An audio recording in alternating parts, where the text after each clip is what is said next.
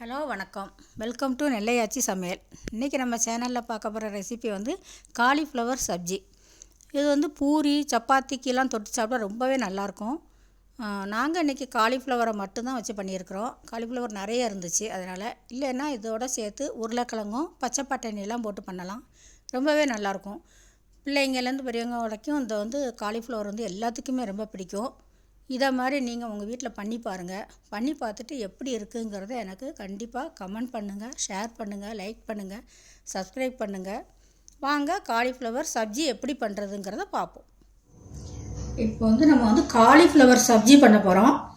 Cauliflower sabzi puri சப்பாத்திக்கு ரொம்ப நல்லாயிருக்கும். இதுக்கு நான் ஒரு பெரிய பூ காலிஃப்ளவர் எடுத்து அதை கட் பண்ணி வெந்நீரில் போட்டு வச்சுருக்கிறேன்.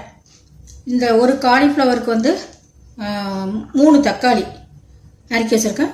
ஒரு 3 பெரிய வெங்காயம், கொத்தமல்லி, இஞ்சி பூண்டு பேஸ்ட் அரைச்சி வச்சுருக்கு, ஜீரகம் கொஞ்சம் தாளிக்க. இப்போ வாங்க நம்ம காலிஃப்ளவர் சப்ஜி எப்படி பண்ணுறதுங்கிறத பார்ப்போம். இப்போ ஸ்டவ் பற்ற வச்சுட்டு கொஞ்சம் ஆயில் விட்டுக்கிடுவோம். 2-3 ஸ்பூன் ஆயில் விட்டுக்கோங்க.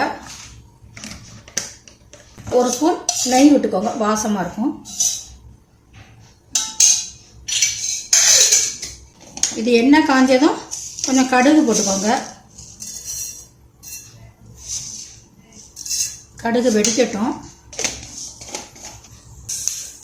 இப்போ கடுகு வெடிக்கி 2 ஜீரகம் போட்டுக்கிடுவோம், வாசமாக இருக்கும். 2 ஜீரகம் போட்டுட்டு வெங்காயம் போடுவோம்.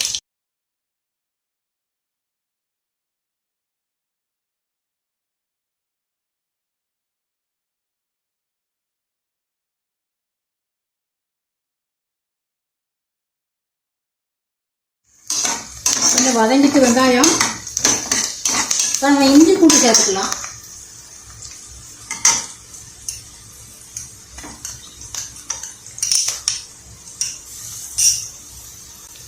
இஞ்சி பூண்டு பச்சை வாசம் போகணும்லையும் நல்லா கிளறி விட்டுக்கலாம்.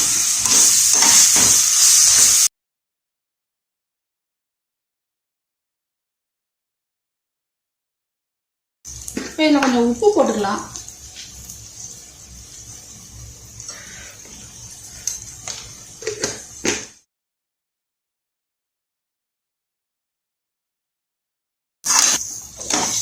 வெங்காயம் இஞ்சி பூண்டெல்லாம் வதங்கிட்டு பச்சை வாசம் போயிட்டு இப்போ தக்காளி போட்டுக்கலாம். தக்காளி போட்டதும் நல்லா சுருளாக வேக வச்சுக்கணும்.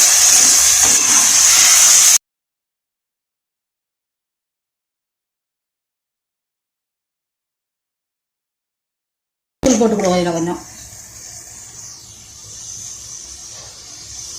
1 ஸ்பூன் மஞ்சள் பொடி போட்டுக்கோங்க. தக்காளி நல்லா குறைவாக வெந்ததும் எண்ணெய் பிரிஞ்சு வரட்டும். அதுக்கப்புறம் நம்ம காலிஃப்ளவர் சேர்த்துக்கலாம். இப்போ பாருங்கள், தக்காளி நல்லா குறைவாக வந்துருச்சு. இப்போ நம்ம காலிஃப்ளவர் சேர்த்துக்கலாம். நான் எங்கள் வீட்டில் 5 பேருங்கிறதுனால 1 எடுத்திருக்கேன். உங்களுக்கு பெரிய பூ வேண்டாம்னா சின்ன பூ எடுத்துக்கோங்க.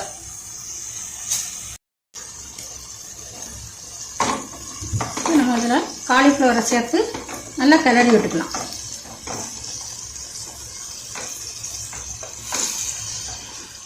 தண்ணி எதுவும் விட வேண்டாம், ஏன்னா அந்த தக்காளி இதிலே சரியாக இருக்கும்.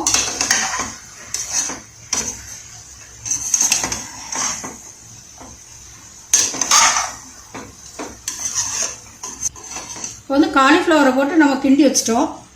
கிண்டிட்டு மூடி வச்சுருவோம். மூடி வச்சுட்டு அதை கொஞ்சம் வேகட்டும். தண்ணி விட வேண்டாம், அது இப்போ நல்லா வேகட்டும். வேந்ததுக்கப்புறம் நம்ம பொடியெல்லாம் சேர்த்துக்கலாம். அதை கொஞ்சம் வேகட்டும், ஒரு 5 நிமிஷம் வேகட்டும். எப்படி இருக்குங்கிறத பார்ப்போம். இப்போ பாருங்கள், கொஞ்சம் வெந்துட்டு இப்போ நம்ம இதில் மசாலாலாம் சேர்த்துக்கலாம். சேர்த்துட்டு கிண்டிட்டு வச்சா தான் ஒன்று போல் சேரும்.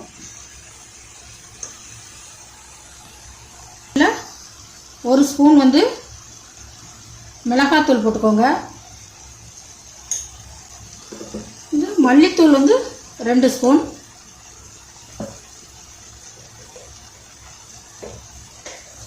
இது கலர் காய்ச்சட்டி காஷ்மீரி சில்லி கொஞ்சம் போட்டுக்கலாம். கரம் மசாலா பொடி உங்கள் காரம் உங்களுக்கு எவ்வளோ தேவையோ அவ்வளோ போட்டுக்கலாம். நீங்கள் ஏற்கனவே உப்பு போட்டிருக்கோம், பார்த்துட்டு உப்பு போட்டுக்கலாம். இது வந்து சப்பாத்தி பூரிக்கெலாம் தொட்டு சாப்பிட ரொம்ப நல்லாயிருக்கும். இது கூட உருளைக்கிழங்கு கூட போடலாம். நீங்கள் போட்டு பண்ணி பாருங்கள்.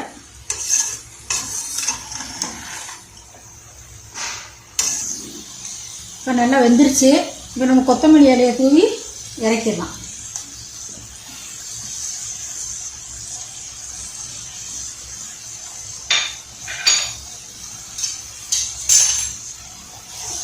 பாருங்கள், இது சப்பாத்தி பூரிக்கு தொட்டு சாப்பிட ரொம்ப சூப்பராக இருக்கும். நீங்களும் வீட்டில் பண்ணி பாருங்கள். இப்போ நம்ம ஆஃப் பண்ணிடலாம்.